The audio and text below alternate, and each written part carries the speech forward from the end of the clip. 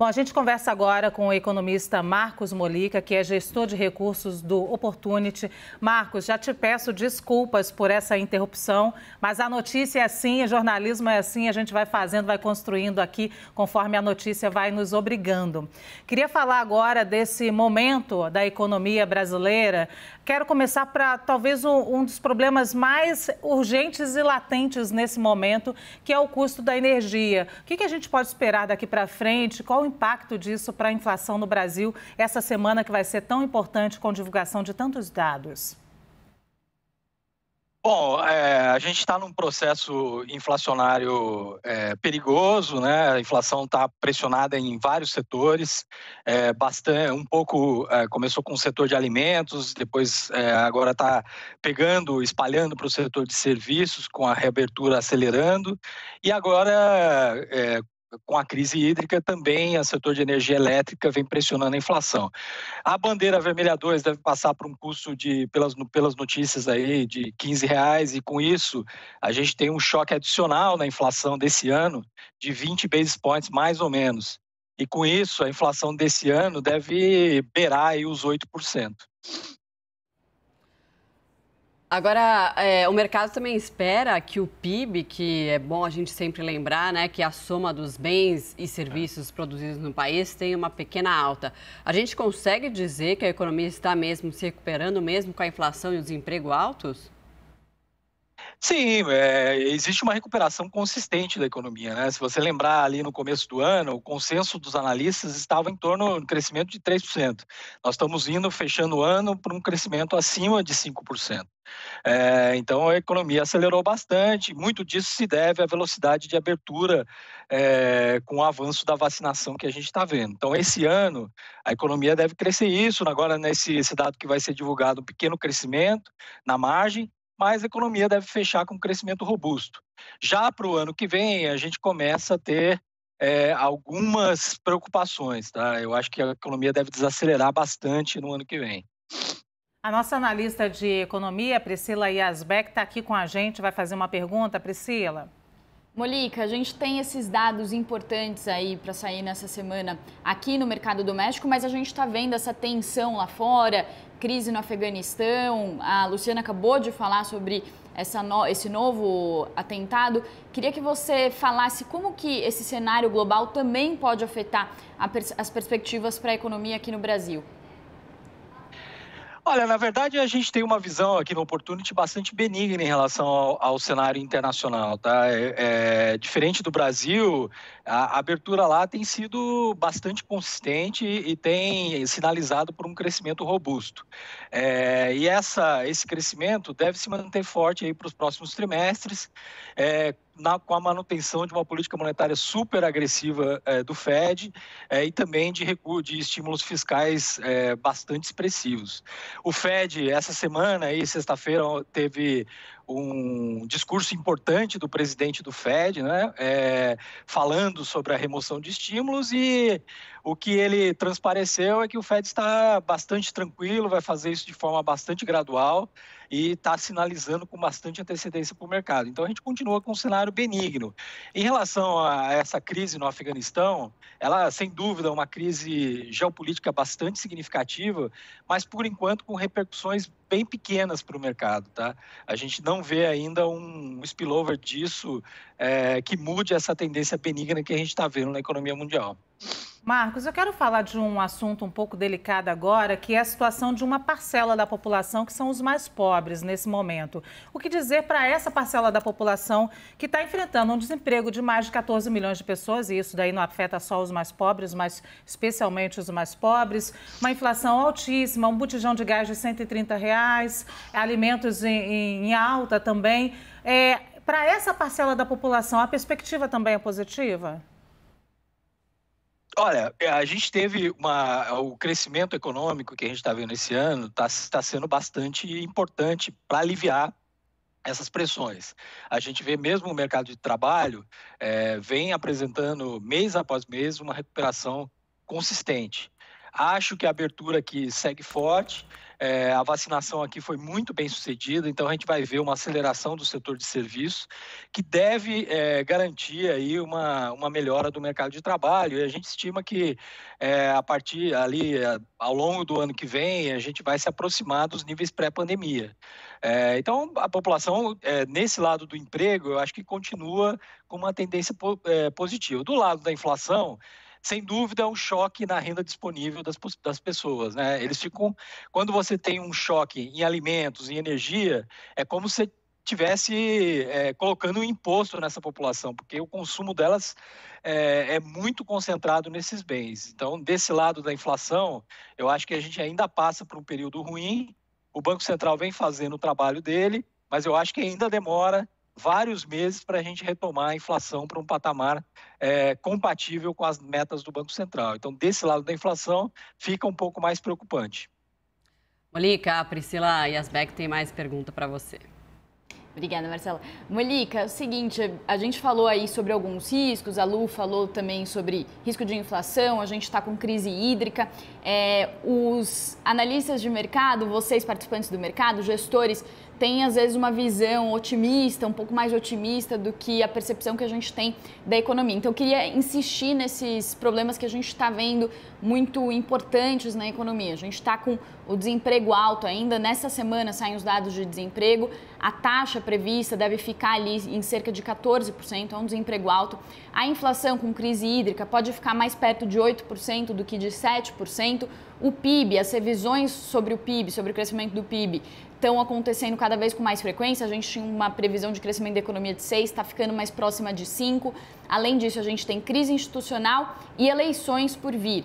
Queria entender se você não acha que esses riscos podem afastar esse otimismo aí que viria do avanço da vacinação e dessa retomada do setor de serviços. Não, sem dúvida, todos esses riscos estão fazendo a gente ter uma postura bem mais cautelosa. Acho que o Brasil, se você olhar a performance dos ativos brasileiros, eles estão devendo em relação a esse cenário positivo que a gente está vendo da vacinação, por todos esses fatores que você está citando, tá? Eu chamaria atenção para o aumento dos juros que está sendo necessário para conter a inflação.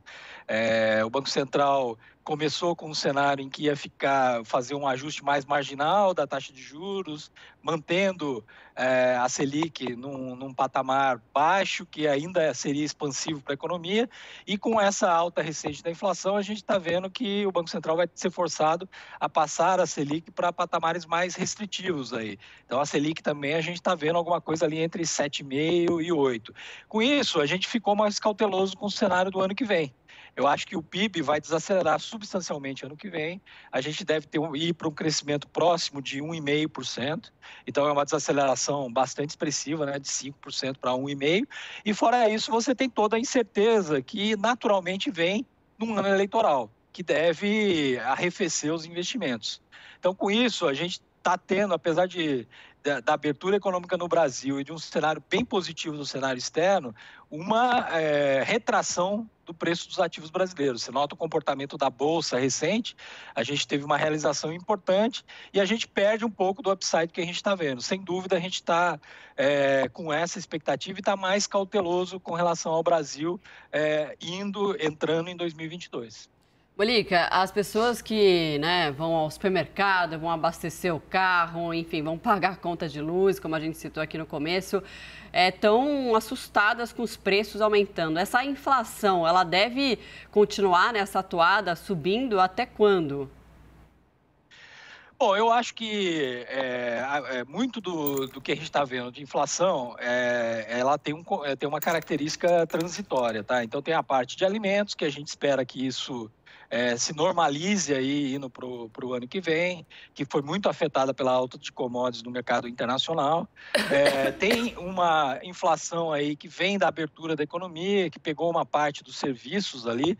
São passagens aéreas, por exemplo, só para citar um exemplo muito óbvio, assim, teve uma subida forte e com isso contamina os índices de curto prazo. Tudo isso tem uma previsão de normalização indo para o ano que vem. Então, a gente espera que a inflação comece a estabilizar aí nos próximos trimestres. Paralelamente a isso, o Banco Central vem fazendo um trabalho como tem que ser feito, vem subindo os juros diante desse quadro, e isso deve arrefecer a economia e contribuir também para uma estabilização da inflação. Mas a gente ainda vê um cenário preocupante para o ano que vem. A gente está projetando uma inflação acima da meta do Banco Central. A meta do Banco Central ano que vem é 3,5%, e a gente está achando que a inflação vai ser mais próximo de 4,5%. Ano que vem. É uma desaceleração importante em relação a esse ano, mas ainda está num patamar preocupante. Então, a inflação, se eu dissesse de todos os riscos aí, eu acho que a inflação, do ponto de vista econômico, é o mais preocupante que a gente tem que tomar e prestar muita atenção aí nos próximos meses. E o Banco Central tem que manter essa vigilância e essa ação enérgica contra a alta dos preços.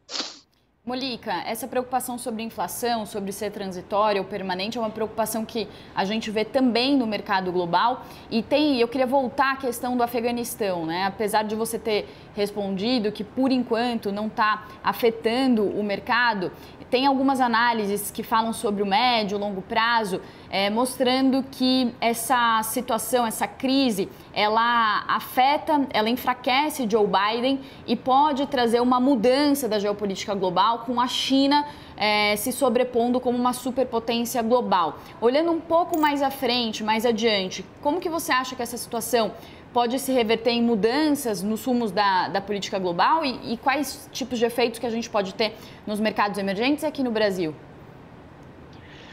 Olha, essas questões geopolíticas é muito difícil de você antecipar, tá? Até porque é uma coisa viva, dinâmica, tá? Erros agora geram adaptações no futuro em que é difícil você projetar que as pessoas vão continuar errando. Mas, assim, é claro que existe uma expansão da China no cenário global, tanto do ponto de vista econômico quanto do ponto de vista militar, geopolítico. Então, o potencial de tensão aí, se você for citar ali em Taiwan, é uma região de tensão. Isso aí pode ser que traga instabilidades aí globais.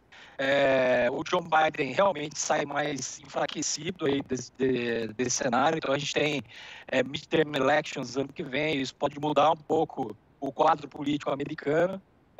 Mas ainda muito difícil de ver nos países centrais, onde as instituições são fortes, essas variações políticas não acontecem como acontece aqui para nós emergentes, em que um enfraquecimento político leva a uma instabilidade que acaba afetando os mercados. Na verdade, as instituições lá são muito fortes e o que predomina é o fundamento econômico. Então, eu acho que o maior risco para a região é você, do Afeganistão, é você, com a saída dos Estados Unidos, levar a uma instabilidade ali na região, conflitos se expandirem aí por outros países vizinhos do Afeganistão e, com isso, eventualmente, criar uma crise, por exemplo, afetando o preço do petróleo. Isso, sim, poderia trazer estabilidade dos mercados, uma crise aí das bolsas, mas a gente, nesse momento, vê ainda como algo muito localizado, em que os mercados vão continuar seguindo a tendência positiva dada aí pela recuperação econômica. Acho que no momento dá para focar aí no fundamento econômico. Nós conversamos com o economista Marcos Mollica. Muito obrigada, Mollica, por essa entrevista aqui. Agradecemos também a Priscila Yazbek, nossa analista de economia, que participou aqui com a gente. Muito obrigado.